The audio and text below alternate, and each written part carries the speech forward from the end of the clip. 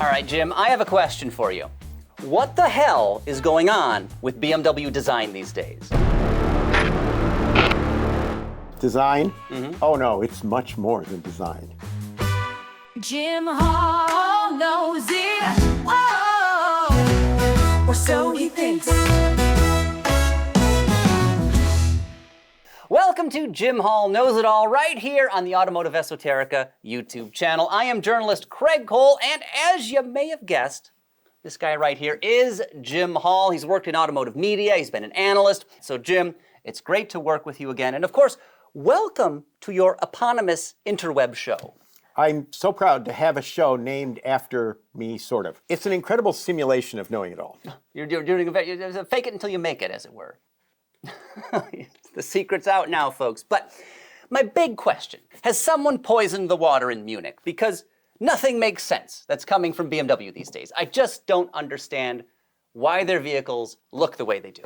Okay, first of all, there are a couple of issues here. One is context. Yes. You're seeing stuff and you don't know the decisions that were made to make it that way. Some of the reasons for it we can see, like the move to electrification. But other things have to do, there's some very subtle stuff that's happened to BMW, and it's interesting to see it. BMW, the US tagline, what is it? Oh, the ultimate driving machine. What does the M in BMW mean? Motoren.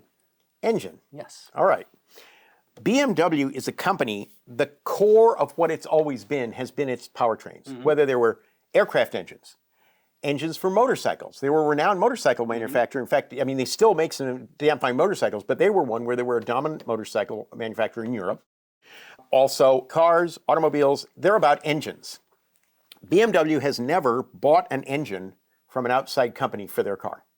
Fascinating, because there is some cross-pollination that goes on in the automotive industry. Of course. Yeah. Conversely, they've never built a transmission. Really? Yeah. I guess they just buy Getrag or source from other companies. ZF. Yeah. Because ZF, the Z in ZF is Zimmermann, and that's one of the old traditional shareholders of BMW. Ah. But the bottom line is still the same. The company is about engines. All right, from regulatory issues, predominantly in Europe, there's the move to basically zero net carbon for cars. And so this means, let's face it, electrification. Whether you like it or don't, that's there. In a world of electrification, if your middle name is motor, and in this case it means engine, Correct. what do you use to define your car? Because the bottom line is, an electric motor is an electric motor is an electric motor. Doesn't matter who's making it, what vehicle it's used in. If they use a certain technology, whether it's an AC induction motor, if you put this much in, you're usually going to get that much out, and it's almost immutable. Yeah. So how do you differentiate your car? It was at one time the ultimate driving machine because driving, I mean, every BMW would go to the Nordschleife at the Nürburgring for vehicle development. That was just what they did. Other companies do that too. The majority of buyers, and I will say this in the European market, the US market, and it's always been this way in the Chinese market and the Japanese market. We're much more chauffeur-driven in those countries. No, right? It's not that. They don't buy them for the way they drive. They buy them for this blue and white thing on the front of the car. Okay, BMW is a company where they saw their market move to becoming a brand purchasing market.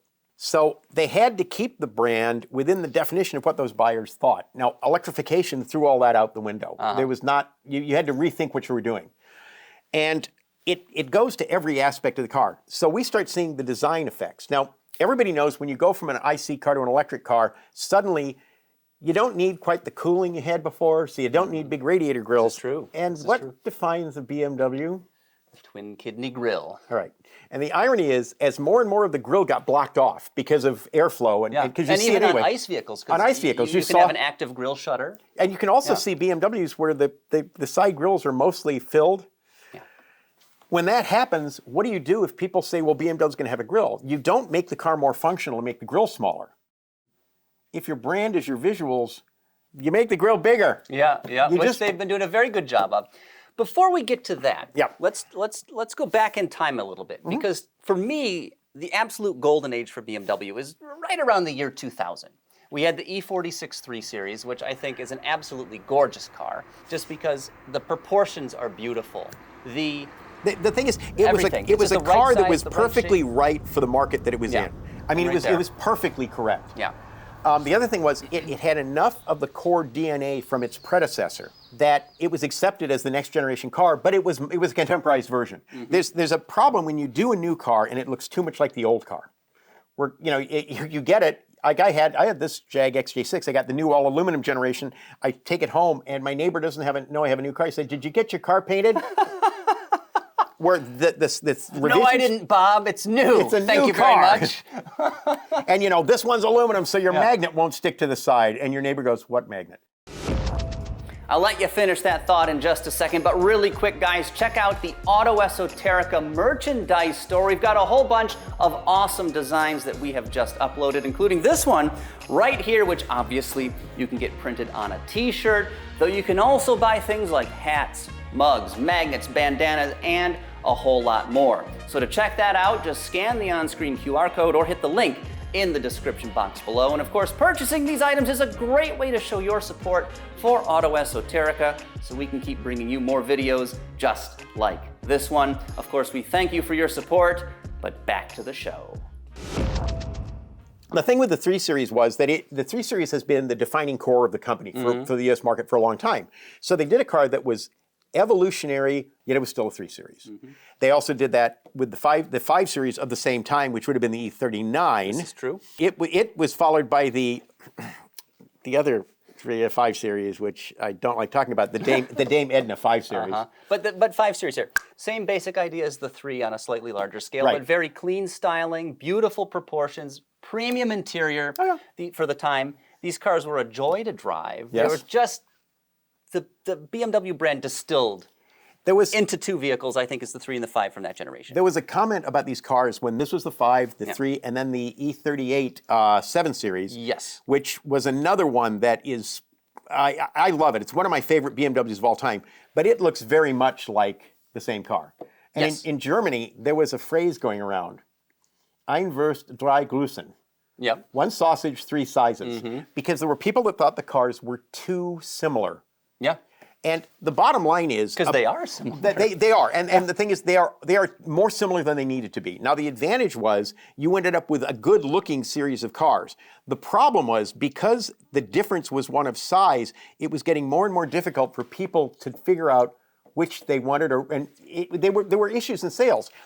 At Mercedes, a C-Class, an E-Class, and an S-Class look like different cars. They actually do. So BMW does the... This, for me, is where it all went wrong. See, this is about 2001. Right. This is the E65 7 Series, and this is the inflection point, for me at least, where it all starts to go off the rails. See, and I get this car. I understand why it looks the way it does. Part of it is that the car got longer. Not only did it get longer, the base of the window, the whole upper got longer on the car, and the side area on the car became much, much larger. And if you were to compare this, I mean, we say side area, we're talking effectively about this. If you look at this, and then if you were to compare it with the predecessor car, the irony of this is that the predecessor was arguably a little bit shorter and a little bit more compact, but it was nowhere near as, I want to say, hefty in side view. It was far more tailored. Yes. But they decided to make the move because they knew the S-Class was getting larger, who was their main competitor. They had to keep pace. And there were issues with aerodynamic flow because Mercedes and BMW do this test where they take a car going, it has to basically have an 80-mile-an-hour crosswind, and the car's going above 80 miles an hour. I don't know how fast, but it's fast. It's fast. Yeah. And the car has to remain stable in the lane. It can require adjustment on the driver's part, but it can't yaw crazy and get out of... So the car's doing 80 miles an hour or more, and then they have fans set up perpendicular to that to blow. Yeah. And the idea is to see basically what the car does in that sort of crosswind situation. The whole idea is to keep the car in the lane for an average driver. Okay. All right. Now, it doesn't mean it isn't scary, because it is scary. Conversely, they don't want the thing to basically start to loop and oversteer and swing the tail out. That would generally be pretty bad. It would be very bad. That would be very bad. And especially at the speed you're at, which could be a very high speed, you're talking about a very big accident. Yes. And when they did that, the state of computational fluid dynamics, which is the ability to calculate airflow rather than put it in a tunnel and keep iterating it, it allows you a speedier way to do it. The aerodynamicists were saying we need some more stuff to keep the air attached to this part of the body. And the solution was to crown those rear fenders off. Because my guess is that's the thing you like least about that car. The rear end, definitely. Yeah. Yeah, the bangle butt, as they call it. That's what they call it. I don't even know if Chris Bangle actually technically penned that, because wasn't it Adrian van Hooydonk that did it? He was in charge when that car came out. So who is to blame? I don't know. No. All of them. But the thing with that car that a lot of people don't quite get, was this was the big change as far as I was concerned. iDrive. This was the first car to have iDrive. The idea behind iDrive is actually a very, very good idea. The idea was to put a haptic feel control down in your hand so you can work that and not have to take your eyes off the road. The problem is German engineers. As they started working on iDrive, and by the way, the iDrive controller is down here. It's right where your hand fits. Yeah. As they started Silver working knob. on iDrive, one of the issues with it was that we can do all this stuff with it. So everybody was talking to the technology people, and they said, well, we want to have it control chassis, we want to have it control radio. They went through all these systems, and when they were done, they had a controller that had 8 axes. Yeah, I remember. And it was 8. You had 8 different things. You got different screens up and different control. The problem was that a lot of the function, like I want to change from AM to FM, you had to go through 2 screens originally. Yeah. I'm glad they haven't learned anything because you still have to do that to turn the seat heaters on in some cars. Yes, but the seat heaters should simply know that you're cold. So this is a technology problem, AI. clearly. You can't blame it. AI will make cars different. Make them different. Yeah, and you can quote me on that one. So we talked about my favorite era of BMW design. Yes. We're jumping ahead now. Is this the XM that you've got pulled up? This is the XM. And one of the things I want to talk about is that we're starting inside, perhaps the least heinous view of the vehicle. No perhaps about it. No perhaps. There is no perhaps about it. Yeah.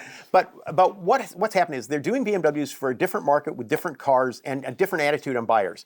The interior is defining so much more of the experience on a car now than just buying it and seeing it. You want people to see you're in a BMW, but you're living in the interior. And they got brave with the XM. Some people may not like it, but this interior, for example, is using sort of an antique brown and a very high chroma blue. It's controversial. You can get it in other more traditional colors, but the point is they're trying to do something. The other thing is, as you go to large screens in cars, displays suddenly are different. They've changed the rules tremendously. And because of engineers, and because of the fact that a switch costs money. This is true, and breaks, and has warranty costs associated with it. Right, it has wiring and connectors and so on.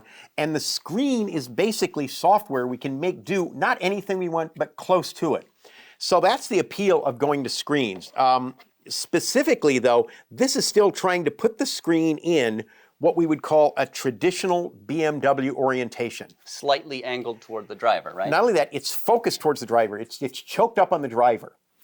There's no reason for that to happen. If the display also has things like navigation and things for the passenger, it should be contiguous.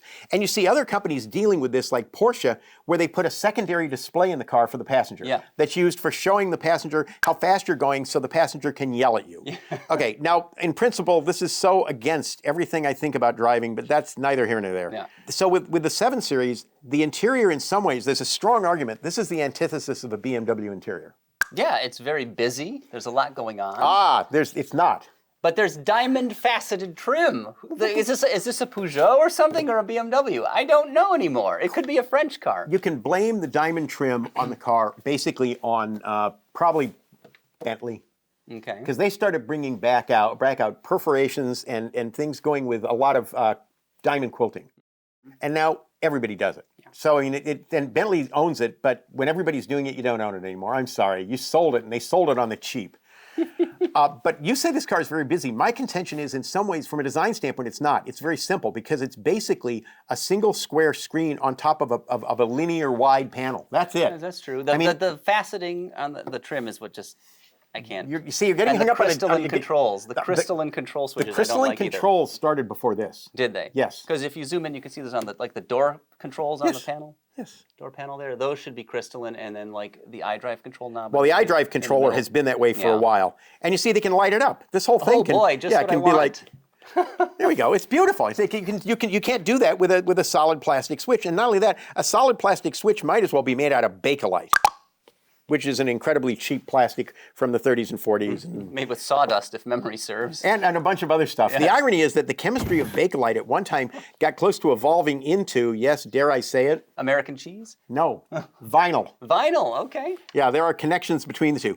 The problem with the 7 Series graphics, and it's BMW graphics, they got to figure out what they want to do, because specifically with the 7 Series, we're outside the car. We're outside the car. Here we have we have BMW using the traditional grille, but they've exaggerated it beyond all reason because it's on the road appearance. You see this thing from a distance, you go, oh, a BMW's behind you. Oh, definitely. You can see it from the next county over. Easily. Frankly. And an electric vehicle does not need a grille that large, and neither does an IC car. So this is done simply for brand. Now the irony is that they do a sportier version of this car. And when you see those in a light color, let me tell you, any BMW identification is gone except the roundel in the front. Other than that, there's nothing, when you see these things, and especially, God help you, if you see one in white on a bright day, where the white is the dominant thing, it turns all the black into a single opaque black. Even in this, as this car It's close. The grille is lost because of that black trim underneath and the black outline of Right. each nostril, of each kidney. And it's like, this is where I don't get it, because if you're going to do this and say we're the brand and we've got to keep we're the steward of our brand, what are you going to do? And you have to do something so you have the on-the-road appearance. They decided they were going to do this until recently. Okay. But this is not the most heinous variant of this car. That is a car we saw the interior of earlier, and it's... Back to the XM, eh? Oh, yes, the XM. Oh. Okay, now, first of all, BMW and sport utility vehicles is a match that was forced on them by Mercedes. So, Well, didn't you say the other day 50% of Mercedes-Benz product development is done in Munich? Product planning. 50% of BMWs is done in Stuttgart? yeah, they watch each other They're so just closely because they're more fierce competitors, in my own opinion, than General Motors and Ford. And as a result, their product ranges tend to clone each other. Well, one comes out with a four-door coupe, and then, another Then the model other- year and a half later, next one has a four-door coupe. Like, And then who needed this? The Why? Coupe, the X6, the coupe Yep. SUV. Then all of a sudden, Mercedes has it. The only thing is, Mercedes has not reacted to this vehicle. I don't think they're going to. I don't either. I hope they don't. And there's stuff on this that still is beyond understanding, like the gold trim available on the grille. Yeah. Well, that makes sense because you have the gold trim on the wheels. Yeah. And then this crazy molding. Why this is even here, I have no idea. Because it has to be broken up. So the problem with that is when you look at it, you see a bunch of vertical breaks in it for the doors. And it's like, I just don't get it. I'm sorry. Just the very definition of a piece of trim that is tacked on. Is That's it. Loop around on the side there. There's also another thing in this car that's hard to get a feeling for, and that's that BMW has been known historically for its brand identification. And the truth is, brand identification on a BMW has been the roundel, right there in the middle of the rear deck. Kidney grill? The roundel? The roundel. Where's the roundel on this one? Gee, I don't know. It's certainly not in the center. No, there are actually two of them. Wait, where is the roundels? But actually? they've done them tone on tone, not blue.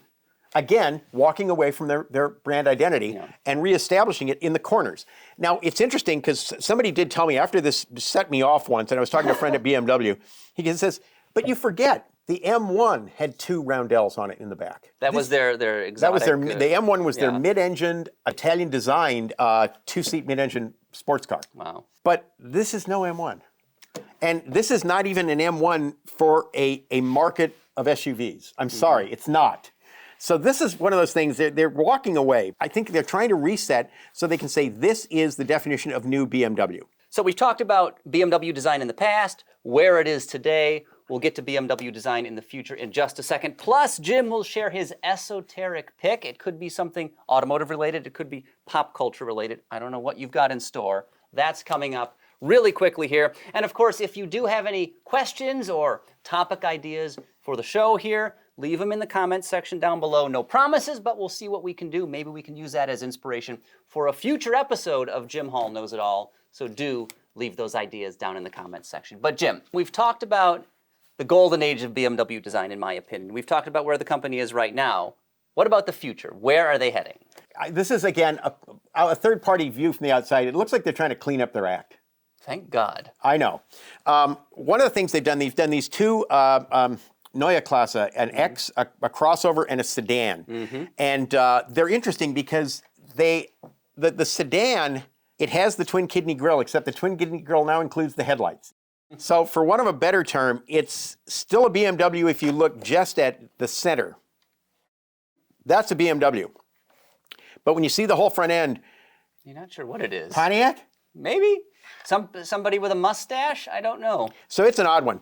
On the crossover, they're showing a vertical signature twin kidney grille that is clearly a vertical grille. I mean, very clearly, which is probably a stronger connection to BMW, but it's also a higher volume car. They're going to sell more crossovers. Let's be honest. The market is a crossover market. Yeah. So I can see where you might want to push a little farther with a sedan than you do with a crossover.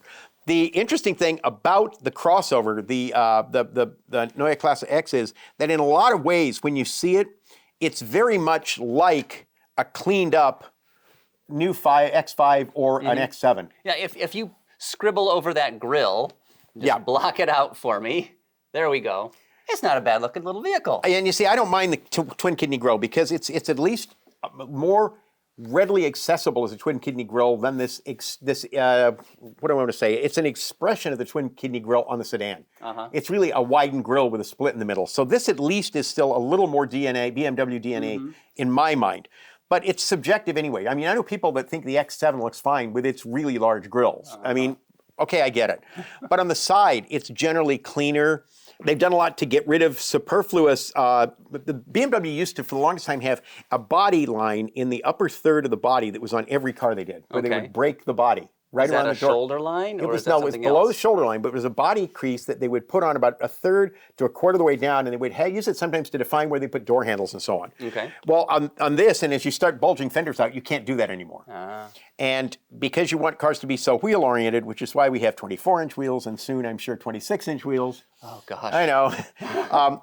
But generally, the whole idea is they were trying to do that. The other thing is this car has a lot of glass area, which is a good thing because more and more crossovers, especially if they try to do a wedge line, for want of a better term, to give the car some rake, they're really closing in the back of the roof, and you're that's a major blind spot. You're increasing the blind spot in the rear quarter tremendously when you do that. So it's one of those things that you can see they're trying to do some stuff that's progressive. Now, show cars don't have to bother, or concepts don't have to bother with things like roll-down windows or stuff. No. I mean, or pillars. When you get to the Neue Klasse sedan in side view, you've got a vehicle that is pretty much, the proportion is slightly different because it's an extremely long wheelbase. It has no dashed axle, which is the definite dashed axle is from the center line there to the base of the windshield. There is no dashed axle in this case, but part of it is it has giant wheels and tires. Indeed. So when you do that, unless you want to simply add pointless overhang to the length of the car, you don't do that. This car also has an extremely large and low belt on the belt line, which is great for visibility. The problem is the windows on this car don't roll down because in side view, if you were to take a line here, the windows actually do this. The window has a hard break in it where this becomes vertical. It's vertical up that line. As a result, you couldn't drop the window glass. You'd need some sort of mechanical magic to do some crazy motion and pop it out. But Yeah, the point is, it's a concept they don't need. They don't need to do it. But the idea is that's the feel for the car. This to me is to me an acceptable way for BMW to go if they're serious about saying we're resetting the brand. We're going to have new BMWs. The problem is that it was the consistency of design over a long period of time that made BMWs immediately known as BMWs. Here, when you see that car, you may say, "Oh, that's a nice sedan. What is it?" Yeah. All right, because there's. What kind of Nissan is that? Well, you're being polite. Specifically, the sedan, in some ways, to me, and in the rear, it had that. The rear is interesting. It has that wonderful sort of Lincoln MKZ look. Exactly. You're exactly right. The way the taillights are shaped, and then that sort of wedge taken out in the middle. Yeah. And where's the roundel? It's there on the back of the car, but it's done on this car. The roundels were done tone on tone. So you can't see them. Exactly. So it may as well be an Infiniti. Exactly. Well, or a Nissan. Yeah. Or a Toyota. Who knows? I was thinking of an Amante. Okay. Do you know what an Amante was? Was that Kia? Nope. Amante was a luxury brand that Mazda was going to introduce, chasing Acura and Lexus. They never did get around. They got smart and didn't do it because they would have thrown cubic money in it. When they're done, it would have been an expensive Mazda. Yeah. But that's another story. So BMW is in an interesting position when you're trying to reset your brand with product. There's stuff you have to continue to rely on and make people know that's what a BMW is all about. And with electric powertrain, that's going to be tough. The direction they've taken for their interiors are really, especially the 7 Series interior, is a really nice interior. Very premium. It's very premium. It's well executed. The materials are phenomenal. But other than the center of the steering wheel, there's nothing in it that says, I'm a BMW. No. Now, for customers for whom the brand is defined by that logo, I can see where they'll be happy with it. But the cars are going to have to scream outside, I'm a BMW, I'm a new BMW. Whether they can pull that off or not, nobody knows. Do you think they will? And if so, what else could they do? They're going to have a hell of a time trying. Whether they pull it off, though, isn't determined by BMW or me. It's determined by buyers. Of course. But Jim, that's a very interesting look at what's going on at BMW, but you have an esoteric pick for us. I no do. idea what this is. This is my esoteric pick. Is that a stag? Nope, that's not a stag. That's a car I would like to own. I have no idea what this is. What are we looking at here? A Gloss 1700. This is a 1300 brochure, but you'll notice it says 75 horsepower, top 170. They also had a 100 horsepower, 1.7 liter version, which was basically that car. I like the Spider. The Spiders are very rare. There are very few of them that survived. Gloss as a company was purchased by BMW. Okay. This looks vaguely like an Italian 911 or something. It was designed by an Italian coach builder for Gloss, which is a German car company. They were in Dingolfing, which is now a BMW plant, but they were bought by BMW. This product, they yanked the Gloss engine out of, which was one of the first vehicles to have a non-chain drive overhead cam engine. So was it like It was gearing? a belt. It was a belt. belt. It was a Oh, belt drive. It was a belt Okay. drive. Well ahead of its time then. Yeah, one of the first belt-driven cars. And BMW took it, they yanked the engine out of specifically the coupe that I showed before. They took the engine out of that, they put a BMW 1.6 liter engine in it. They put a couple of twin kidneys on the front, and that became the BMW 1600 GT. And those are rare as well. But I would love a Gloss Spider, which is what they called the Roadster. Very cool car. Yeah. I've never heard of that in my life. I haven't even heard of the BMW version of that, 1600. Never imported. Anyway, thank you all so very much for watching. If you could give this video a thumbs up, we would appreciate that very much. Also consider subscribing to the Automotive Esoterica YouTube channel so we can bring you more content just like this. And next up, if you want more great discussion, click right over here or perhaps over here. We've got a talk all about V8 engine firing orders, what they mean, how they affect performance, and a lot more.